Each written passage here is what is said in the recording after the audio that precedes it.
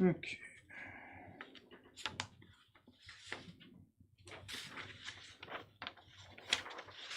Alright, so it seems we are talking about the,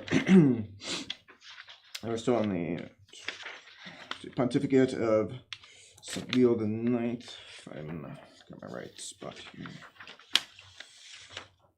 Yes. Okay. So that's on page 11 of the notes. Yes. Okay. So we were talking about how the patriarchs of Constantinople had long aimed at spiritual supremacy in the East. They made every effort to obtain from the popes the confirmation of the presumptuous title of ecumenical patriarch, which they had arrogated to themselves on their own authority. So they're always angling for more than they should have had. The idea of the Roman primacy, as we said, on the other hand, was so unquestionable that the patriarchs did not generally attack, openly disavow it. So that would be obviously heresy. They don't want that reputation. Hence arose a hard struggle between conscience and passion, submission and revolt. The struggle had its crises, and we have at last reached the decisive one. So remember, we've seen the East in and out of schism for a long time by now, centuries. And even a schismatic sect founded at one point under Photius. Now we're reaching the more permanent one. So remember, it is possible to be a schismatic without actually being a member of a sect. That just means to be in habitual disobedience to the Holy See. There might not ever be an excommunication imposed for it, but still, in the sight of God, one can still be guilty of the sin of schism. But that means also that if someone comes out of schism without being ever a member of a schismatic sect, he would still have to confess that and receive absolution for it, and perhaps to manifest some kind of public repentance, as the case might be. But he wouldn't have to make an abjuration. Whereas someone who comes to the church or returns from the church, whatever might be his particular case, from a schismatic sect has to make an abjuration. So remember, an abjuration is something, an abjuration of error, a profession of faith is what is required, typically of heretics, people coming in from some kind of Protestant sect. And don't get those confused. Sometimes people like to say abjuration of faith. To abjure something means to put it aside. But oftentimes it's abjuration of error, profession of faith that are done at the same moment. Sometimes people get those mixed up. Don't mix them up. But there's something different that's required. There are special ceremonies required for the reconciliation of a schismatic, and part of it actually involves the use of a whip at one point, just a ceremonial use of it. But it is involved in the ceremony. Question? Yes. Would it be schismatic if someone is habitually disobedient to their local bishop? Any kind of, we say to the Holy See to keep it simple, but any habitual disobedience either directly to the Holy See or to anyone in communion with the Pope who has authority to rule the church, and which is being refused. Obedience being refused habitually to that person. So they're habitually disobedient and just a complete defiance, not someone who, someone might be disobedient as just as a fault, but still, generally speaking, submitted, maybe repeatedly disobedient in some way, but not in total defiance. Schism is to be in defiance, it's a habitual state of defiance. Okay, so someone who comes from a schismatic sect has to do an abjuration of the schism that he embraced as part of a sect. And so Michael Serrarius, who had once been banished for his share in a political conspiracy, afterwards embraced a religious life and was taken from his monastery by Constantine Monomachus to sit upon the patriarchal throne of Constantinople. The character of the new patriarch was about equally compounded of ambition, pride, and love of display, an anxious and restless spirit. To him, the apostolic sovereignty of the Roman Church was but a hateful superiority, which it was his aim to overthrow. Notice that. The real motive here, just ambition, excessive nationalism, a desire for to be free, as they see it, of the Roman yoke. That's really all it is. When you understand that's the real motive, you understand why they bring up the things they bring up. So they have to, and clearly they're not willing to openly deny the supremacy, the primacy of the Holy See. So they tried to have to find some other pretext in which to be defiant. So resuming all the charges brought against the Latins by Photius, he added some of his own to the list, such as not chanting the Alleluia in Lent, eating the flesh of animals which had been strangled, conferring baptism by a single immersion, consecrating unleavened bread, upon which point he dwelt with special emphasis, not honoring the relics and images of saints, shaving the beard, etc. So some of those things are just silly, obviously shaving the beard. That's purely a point of discipline.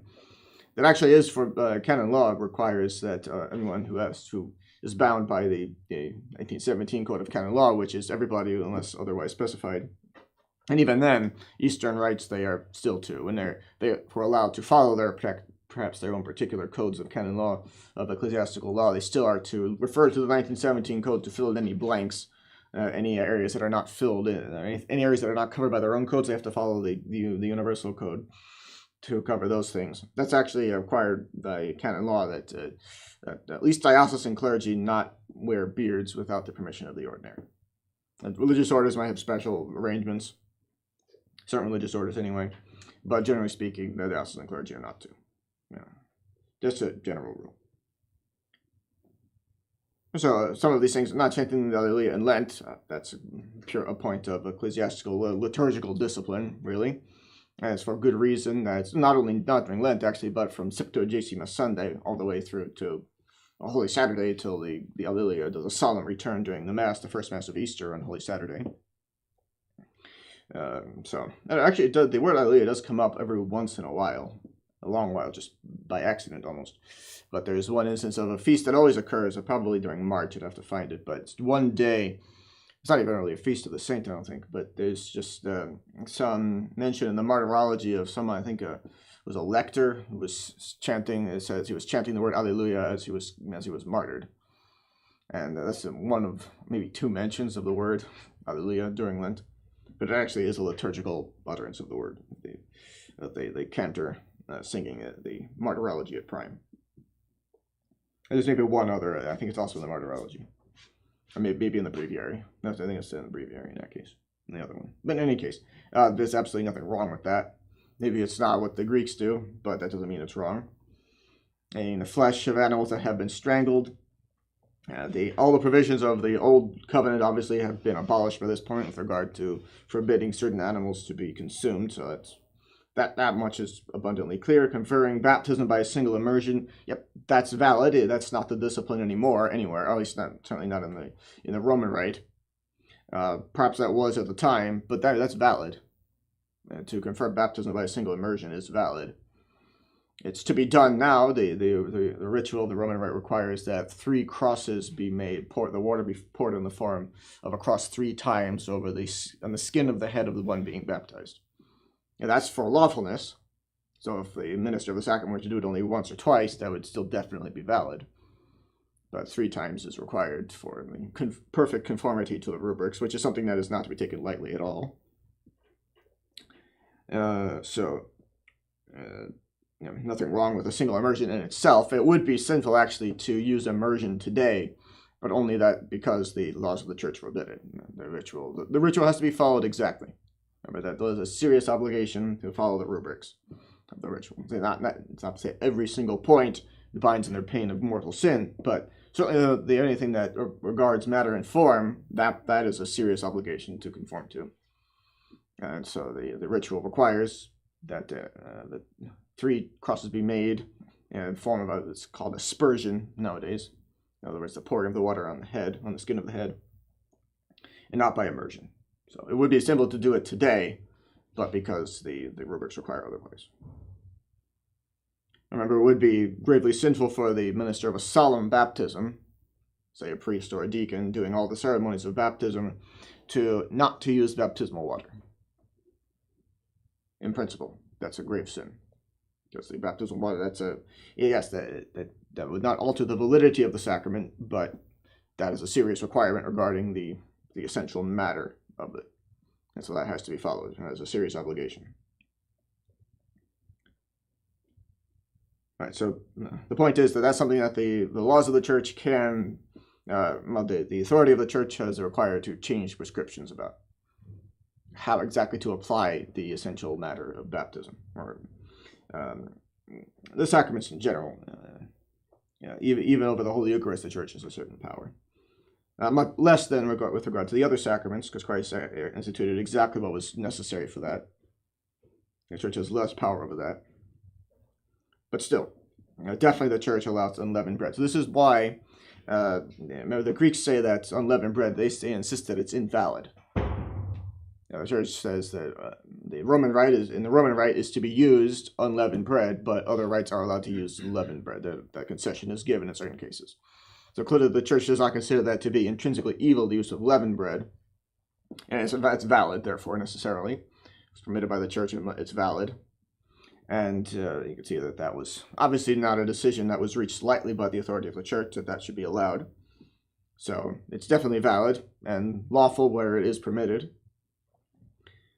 But the Greeks not only say, well, that's just not what they do, they insist that unleavened is invalid. Or at least gravely unlawful. I believe they say invalid. But in any case, they're definitely, whatever it is they say about that, they're wrong. Because that's actually, not only is it perfectly fine, obviously, because we know the Church requires it, but also preferable. Remember, it's true too. That's why you come across in commentaries on sacred scripture proving that our Lord actually did use unleavened bread at the Last Supper. The Greeks insist on using leavened bread because of a misunderstanding as to the exact moment when the Last Supper took place. And so they think that our Lord used leavened bread as a result. That's why you may have heard recently, and we had that in the last few weeks, I think it was, when our author, Father Filium, talking about proving, as other authors have done as well, that our Lord used unleavened bread. What the Greeks take that passage of sacred scripture to mean is mistaken. They're mistaken in their understanding. Not saying necessarily what that opinion in itself is contrary to faith. That's another story, whether it is or not. But their conclusions based on their understanding, which is wrong, are definitely wrong. That it's therefore gravely illicit or invalid to use unleavened bread. That is definitely wrong to say. And then as far as not honoring relics and images of saints, it's not clear what our author isn't specific as to what exactly he said, but if it was just a general accusation that in Rome they don't honor the relics and images of saints, that's obviously absurd. And you see the practice of the Church to this very day. Images and relics of saints are given due veneration. All right, so all of that is just so many pretexts, just adding to the list of pretexts, which clearly nothing could justify schism anyway, but these aren't even true grievances. Now, sometimes it can happen that there be true problems in the Church, and some not say nothing that affects the intrinsic holiness of the Church, but that there might be some lack of discipline in some places, or some scandal amongst the clergy or something, because of which heretics or schismatics pounce upon it as a pretext for founding their own sects or whatever it is they do. There might be, in other words, there might be some true grievance, some true problem that might need to be fixed, and they overreact to it or use it as a pretext. That can happen. Certainly that was the case of Martin Luther's time. Remember, we've talked about that, and we'll see the details down the line, but there were real problems in his time. That's commonly conceded. That the discipline of the Church was, generally speaking, at least in some places in Germany where he was active, particularly, that things were in need of being tightened up. There was a general lull in certain areas of discipline in his time in Germany. But he definitely overreacted to it, of course. Nothing could justify what he did, things he said. His becoming a heresiarch, of course. Nothing could justify that. But in this case, look at all this stuff. These aren't even real problems that he's complaining about, Michael Cerularius. Nor was Photius. Yeah, what they might have potentially had some complaint to make about filioque being added to the creed without the approval of the Holy See. But even then, that's purely a point of liturgical discipline, not a question of dogma. Okay, so with the assistance of Leo of Arcrida, Metropolitan of Bulgaria, and Nicetas, a monk of Studium, he drew up a synodal letter setting forth all these grounds of complaint, and even tried, it says excommunicated, that means tried to excommunicate the Roman Church in the name of the Greeks, the faithful guardians of the evangelic faith. that's just a joke. Obviously, nobody has the authority to excommunicate the Roman pontiff. To state the painfully obvious. Michael began a work of separation by closing all the churches and monasteries of the Latins throughout his jurisdiction, or supposed area of jurisdiction. He may have actually had it still at this moment, but that's at least in a general sense throughout the area over which he claims to rule. So he closed them down until they should conform to the Greek rite. He excommunicated all who had recourse to the Holy See, and rebaptized all the faithful who had received the sacrament according to the Roman rite. Now we're getting into the area of sacrilege, baptizing people who have already been baptized. And keep in mind, at this time, there's no such problems as there are with the Novus Ordo, which is a general complete lack of training of anyone who's called a priest, so that they can't even be counted upon to confer a baptism validly. At this time, there's no such issue. In general, if someone who's properly trained in how to confer a sacrament goes through the ceremonies of conferring that sacrament, it's presumed valid. At that point, you have to prove that it was not. So that applies, for example, in our times to the bishop took. That the SSPV types want to insist that because some consecrations of his were done privately, and they're saying they were done in a private residence or something, that have to have witnesses that prove matter and form, because that's required for private baptisms by canon law. That's part of the argument, which is a joke of an argument, because those private baptisms for which witnesses are required and interrogations are required in canon law are those that are conferred by people who are not priests, who are not trained in how to do it. For example, even a Catholic midwife was the example, or nurses who work in Catholic hospitals. That they're supposed to be trained. They're supposed to be trained to some extent, but they're still not the regular ministers of the sacrament. And so it was required that the pastor would interrogate them as to what exactly they said and did in conferring the baptism, to make sure it was all done right. And that's part of someone who may have had some training, but is definitely not someone who regularly confers the sacrament. Or isn't supposed to, anyway. It might happen on occasion, but it doesn't regularly happen. So, in the case of definitely a bishop, who actually, interesting to note that Bishop Duke actually had from Pope Pius XI a license to consecrate bishops without apostolic mandate in mission territory.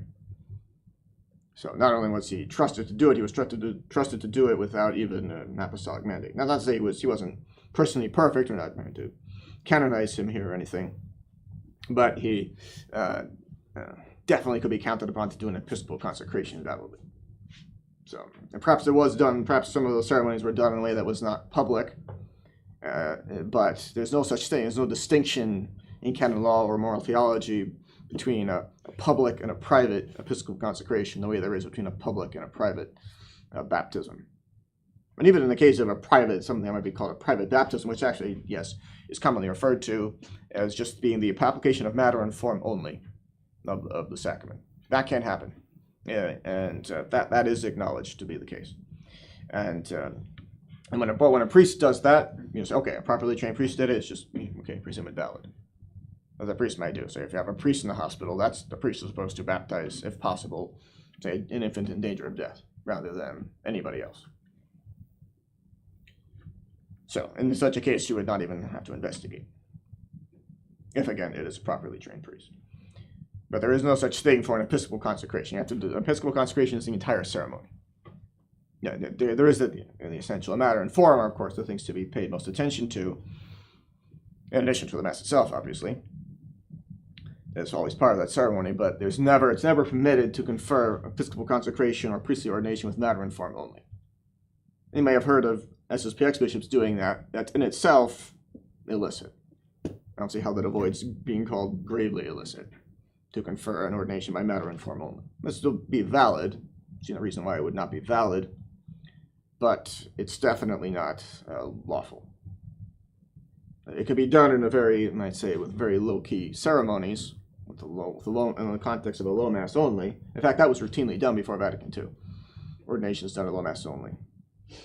I'm not sure where it went, but we used to have that picture up on the wall near the Alsace entrance of dozens of ordinands being ordained all at the same time during the same ceremony at St. Patrick's Cathedral in New York City.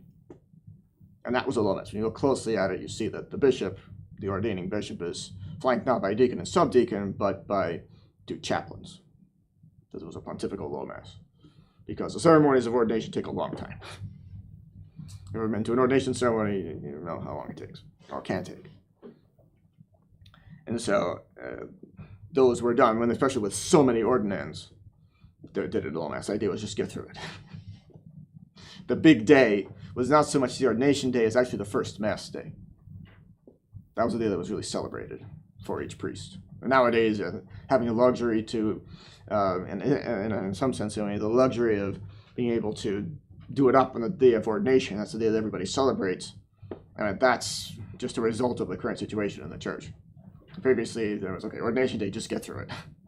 Get the ordinations done lawfully and validly, and then send off the new priests to their parishes, their home parishes, which is where they would go, which were typically not far. They were all, if they were all diocesan priests, they have even been within walking distance, or at least a day's journey, I'm saying, even by walking, of the cathedral church where they were ordained.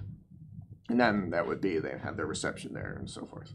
First mass, probably, in some cases, maybe a solemn mass, some kind of high mass, and then after that, they'd have the reception and whatnot. But the ordination day itself was just get it done and go home. Not to say everybody it was a lack of understanding of how important it was. It's just for practical concerns. You can't really do it up too much, otherwise it will take literally all day long. Okay. So, yeah, definitely in this case, the re-baptizing those who were just baptized normally is sacrilegious for sure. It's morally certain that those baptisms were valid. It is actually, that's one of the things we were talking about abjurations earlier. That's one thing that those who make an abjuration of error and profession of faith coming in from Protestant sects, as most of the time you do it, it's someone coming in from some form of Protestantism, perhaps to the Novus Ordo, but who, of course, the Novus Ordo would never require an abjuration. You still have to do it. And they are required to acknowledge that certain sacraments can only be conferred once, and that the attempted repetition of them is sacrilegious. And of course, that means the attempt to confer it again when it's morally certain that it's valid. That's not addressing the topic of what if they're doubtful. In that case, you have to be conferred again conditionally. Right, yes, it is possible that the conditional conferral of a sacrament be invalid, but you don't know. That's why it still has to be done conditionally. It has to be done, again, because it's not certain if it was done validly the first time, but also has to be done conditionally so as to avoid any danger of sacrilege in the event that it was done validly the first time. And that's important, very important. So, but again, that's only permitted. In fact, it is required, but it's only required when and only when there is positive doubt as to the validity of the first attempt. Some well-founded doubt. Now, with regard to the sacraments, the safer course must always be followed. So, you can never leave a sacrament in doubt. The only instance in which it's permissible to use a doubtful matter, in the conferral of a sacrament is in the case of someone who's dying and hasn't been baptized. He needs to be baptized right then and there, and the only thing available is doubtful matter. Merkelbach gives examples, for example, of very weak tea or coffee. Something that's so weak that it might be water. You're not quite sure. It might be water. It's just it's not clear what that is in the common estimation of prudent men. It might still be water. Definitely very weak, very watery, but not. We wouldn't look at it and think, okay, that's pure water. That not only may be used, but must be used. Again, sub conditione, under the condition. Si possum, for example, if I am able to, then to use that as the matter of the sacrament. And in that case, yes, it's as Merkelbach explains it, ordinarily, the virtue of religion demands the utmost reverence be paid to the sacrament and that they never be exposed to danger of invalidity. But in that particular case, in such an instance, the obligation, the virtue of charity, which is the highest of all virtues, therefore, of course, higher than the virtue of religion, demands that everything possible be done to ensure the salvation of that soul, which needs to, now, most obviously, needs baptism. So in that instance, the demand of charity, do everything possible for the salvation of the soul of your neighbor, which you can do, legitimately, licitly, that must be done. and that is licit under those conditions. If that person survives, the person has to be baptized a second time sub conditione, with certainly valid matter, in order to make sure that, because the first attempt might have been invalid. Same principle. Right, so St. Leo the Ninth answered Michael Cerularius by a long letter in which he vindicated the Roman Church with equal erudition and mildness. He showed in their true light all the points of dogma or of mere discipline. Assailed by the Greeks, he dwelt upon the procession of the Holy Ghost, the custom of consecrating unleavened bread, etc. So all that's easily enough answered in itself, anyway. The letter was sent to Constantinople in the charge of 3 legates, among whom was the learned Cardinal Humbert. The Roman envoys easily confuted the empty quibbles of Cerularius and his adherents. Yeah, that's all they are. Pretexts and quibbles. But notice here, but as it formed no part of the Patriarch's desire to clear up particular points of doctrine, but only to throw off the supremacy of the Holy See, it gave but little heed to the unanswerable demonstrations of the legates. See, all these things are very easily answered. All the points, disciplinary and dogmatic alike, are very easily answered. But they're not interested in answers. They don't have their only desire is to be in schism, be independent of Rome. That's their predetermined conclusion. That's what they're going to try to make that seem justified. For him, the question was removed from the sphere of theology. It was resumed in this one point: the seat of the empire having been transferred by Constantine to the shores of Asia, the spiritual sovereignty was no longer due to Rome, but to Constantinople. And that, of course, is completely false. The Emperor Constantine had no authority to transfer any spiritual power, nor did he even try to. And this is not an accusation against Emperor Constantine. He was not perfect, but he didn't try to do that. Nobody at the time thought he was trying to do it either. No Pope certainly intended to transfer the spiritual sovereignty to any other city than Rome. So that's just a lot of nonsense right there. Hence, theological proofs and arguments carried no conviction to his mind. The Pope's legates then did the only thing that that could have been of any possible use. They went to the Church of St. Sophia on the 16th of July, 1054, and in the presence of the people, the whole people, solemnly laid upon the altar a sentence of excommunication against Michael Cerularius and his adherents. And leaving the basilica, they shook the dust from their feet, exclaiming, "May God behold and judge." That's the gospel from this past Sunday.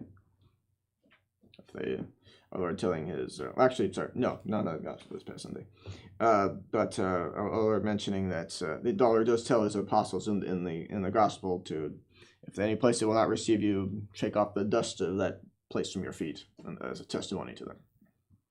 In other words, if they're not receptive, or you can see they're not being moved by grace, move on to someplace else where people might be moved by grace.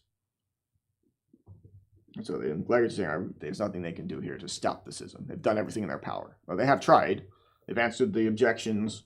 They've even excommunicated the one who's instigating schism here, but ultimately they can't force anybody's will. And at this point, the people seem to be bent on, some number of people, enough people, seem to be have bent their wills to the evil of schism, and nothing they can do to stop that. So in leaving the basilica, they shook the dust from their feet, exclaiming, "May God behold and judge." And then the ambassadors of the Holy See returned to Rome.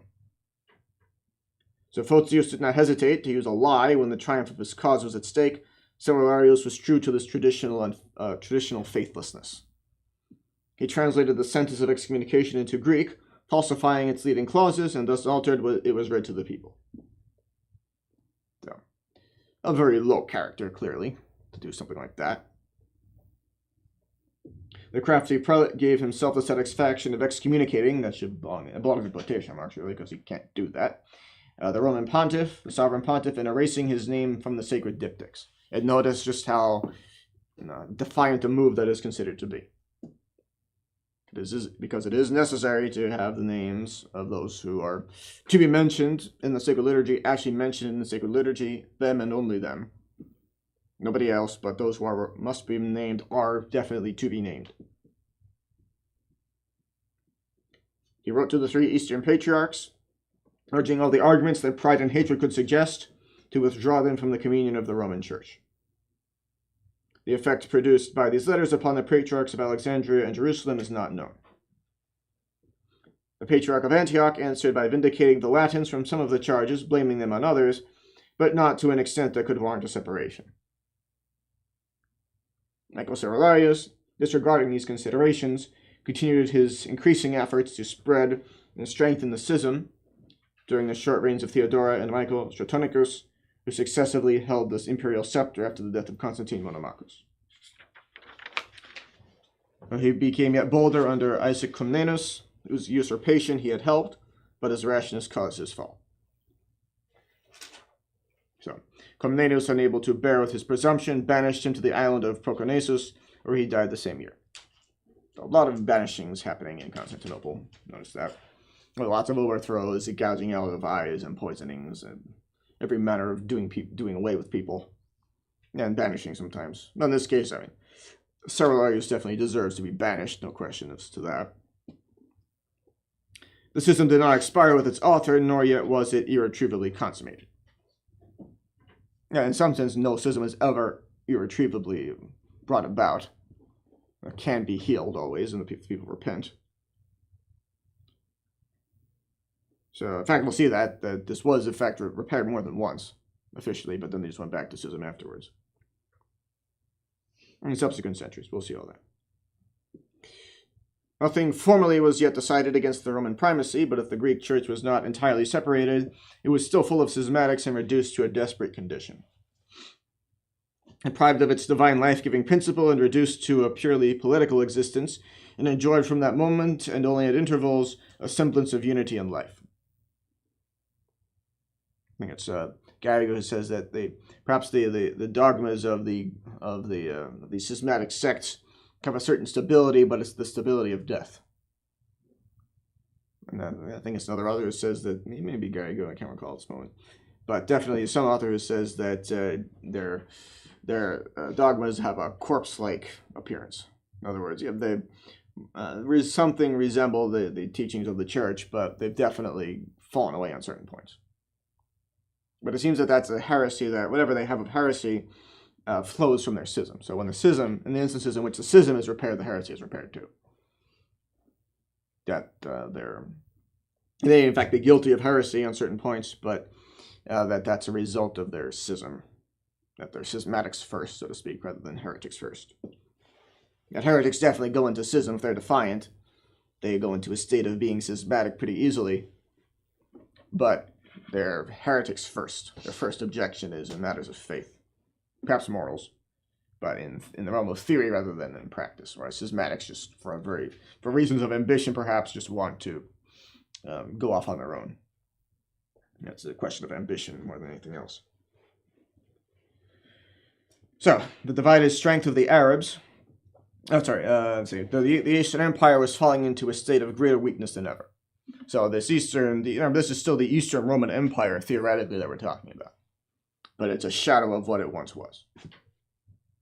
And it still exists. It would exist for centuries more, in fact, in theory. But it's nothing compared to what it was.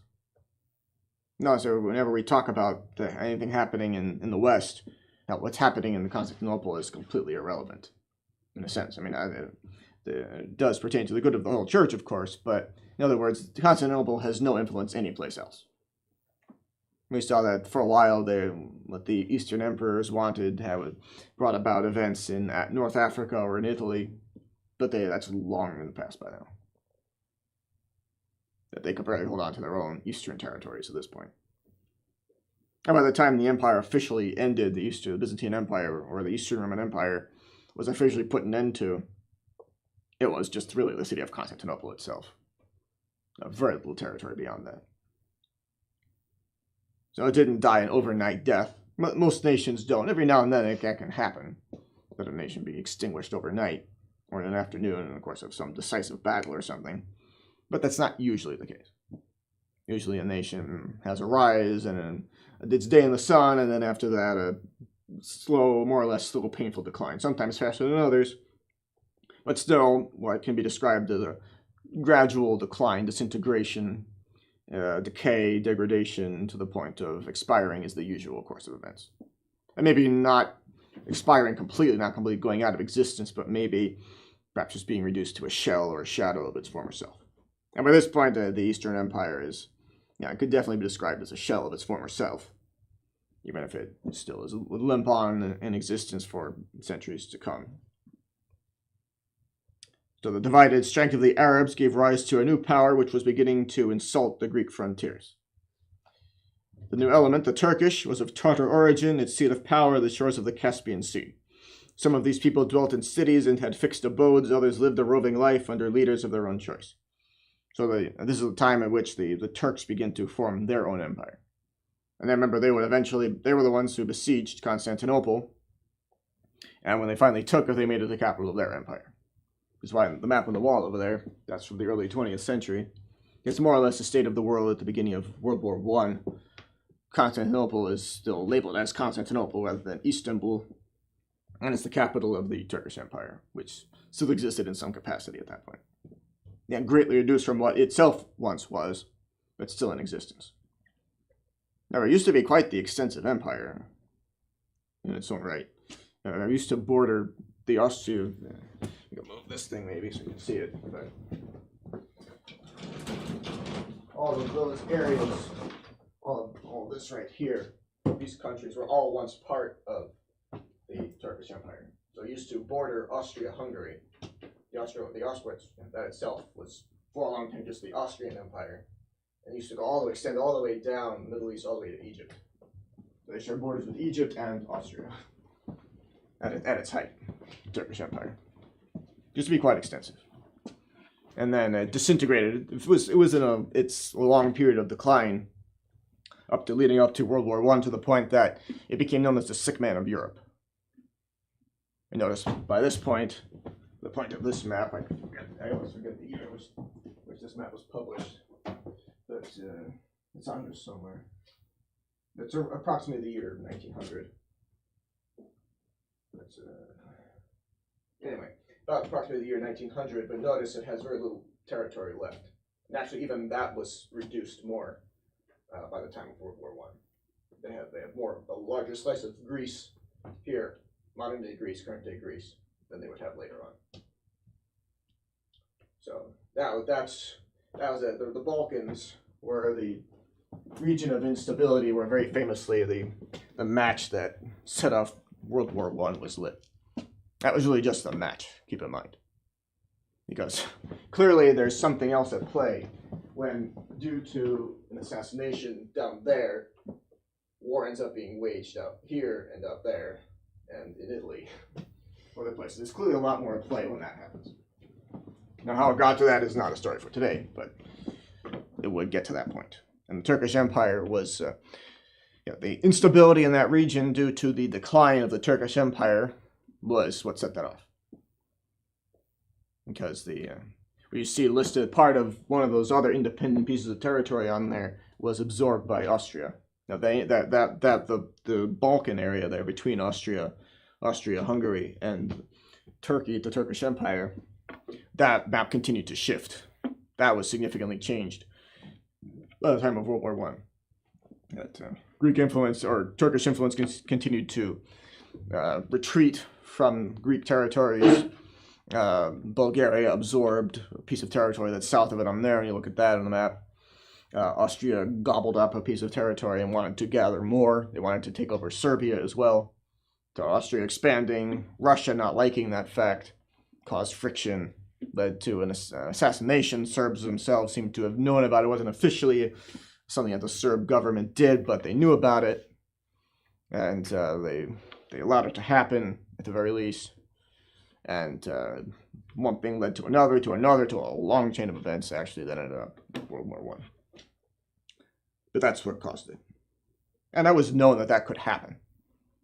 Actually, the British Foreign Office, I believe it was, they had a number of scenarios. They saw that the state of things was such that under the right set of circumstances, a huge war could start. And one of their possibilities was the Balkan Inception scenario, as they called it. Something happens in the Balkans. Lots of things were happening that could make any number of people upset.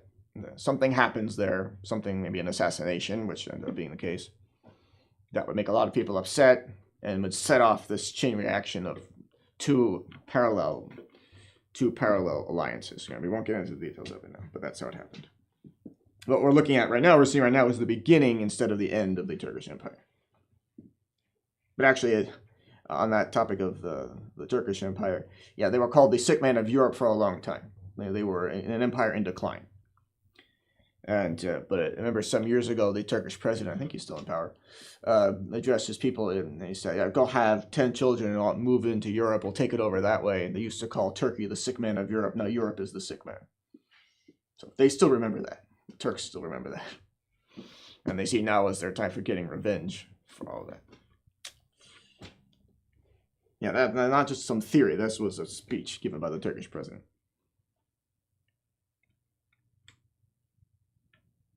Okay, and that was G.K. Chesterton. Somebody said that when a nation loses the faith, the Catholic faith, it becomes Muslim. Hard to argue with that when you look at Western Europe these days, becoming increasingly Muslim. Just letting them in. For centuries, fought wars to keep them out. Now just inviting them in. Right. So, the new element of the Turkish, so we saw that. The bravest and most successful of these chiefs was Seljuk. So, the details of it aren't that important, but just know that these are the Seljuk Turks we're talking about. Or Seljukian, as you might see it listed sometimes. So, the details of it, the personalities amongst them aren't the most important things to remember. Just, they were aggressive at this time, very aggressive, and expanding their territories and building their own empire. At this point, they were a real threat for a long time. Yeah, by the time of World War I, they were technically on the side of the German. Not technically, they were very clearly on the side of Germany, actually. But most of what they did that was successful was under German leadership. They had German officers who were present and giving them advice, helping them do things, because their military was not very good. Which is interesting to consider, given how they were the terror of Europe for so long. A real force to be reckoned with. They were long past that point by the early 20th century. So there are stories actually just how much they needed personalities to rally around. Very famously, his name was Mustafa Kemal Ataturk, who ended up becoming the first after the war, because he was a war hero during the war. He ended up becoming the first president of the secularized Turkish Republic.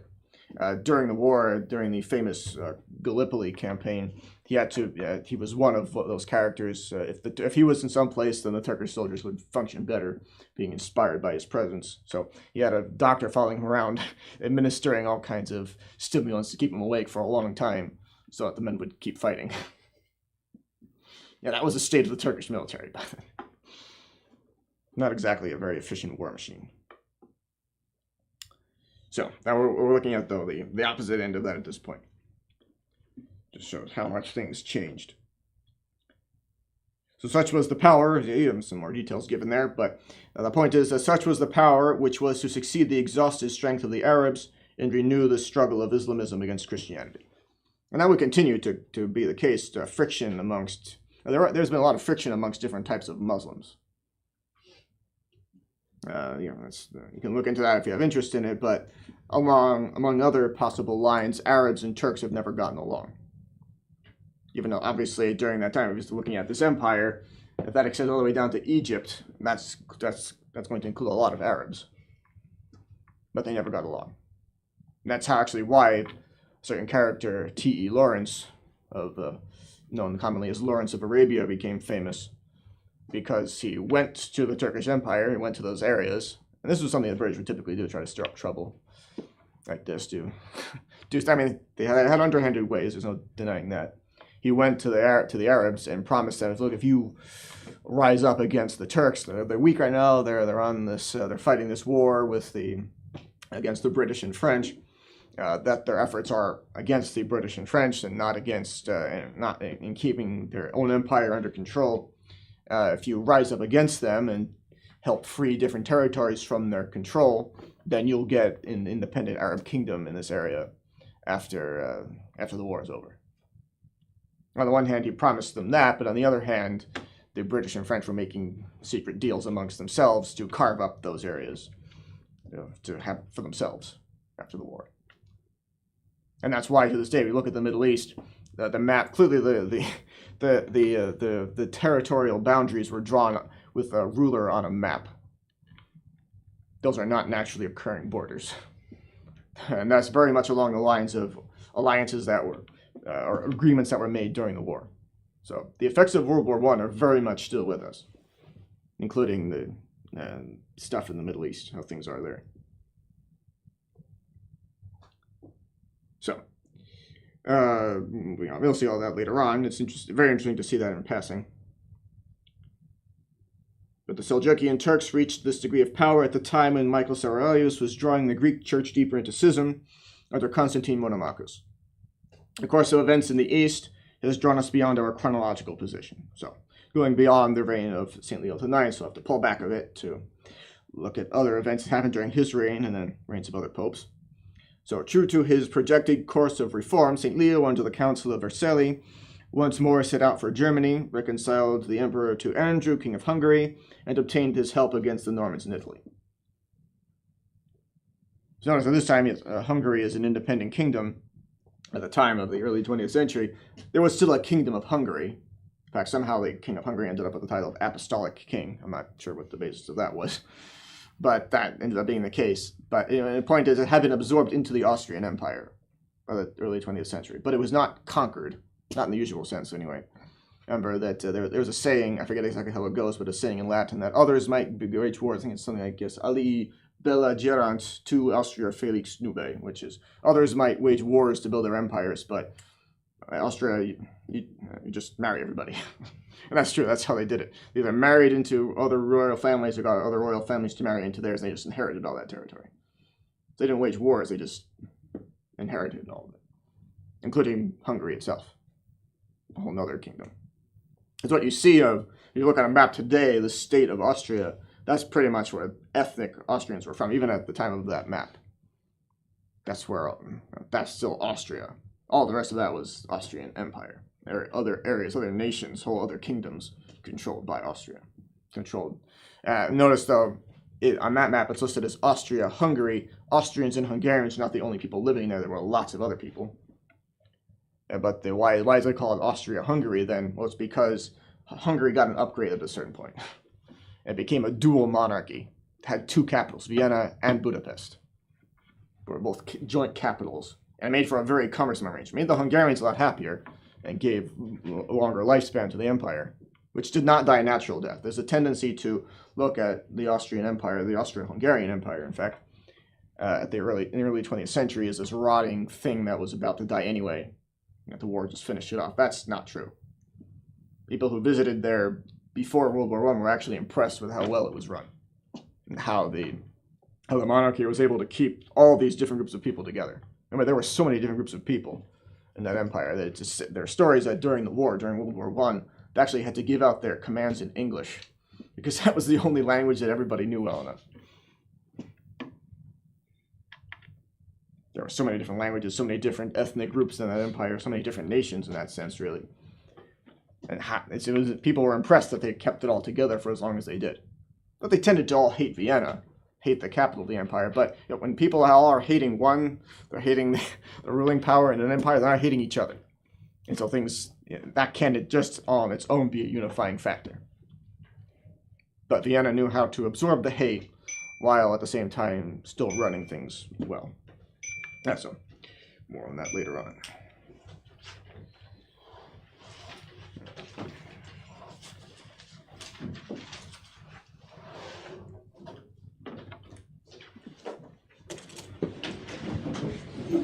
In nomine Patris et Filii et Spiritus Sancti, men sub tuum presidium contrugibus sancta Rei Genetrix, nostros supplicationes et despicias in necessitatibus, sed a pelliculis cunctis libera nos semper, Virgo gloriosa et benedicta. Amen. In nomine Patris et Filii et Spiritus Sancti.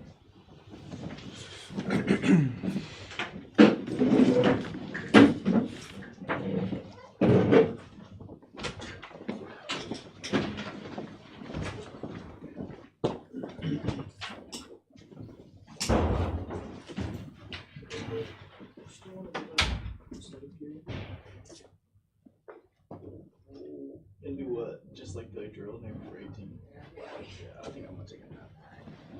I mean, yeah, we don't have anything to do. I'm almost certain that we're not gonna get to the full unit. Because last time we opened up, it took an hour.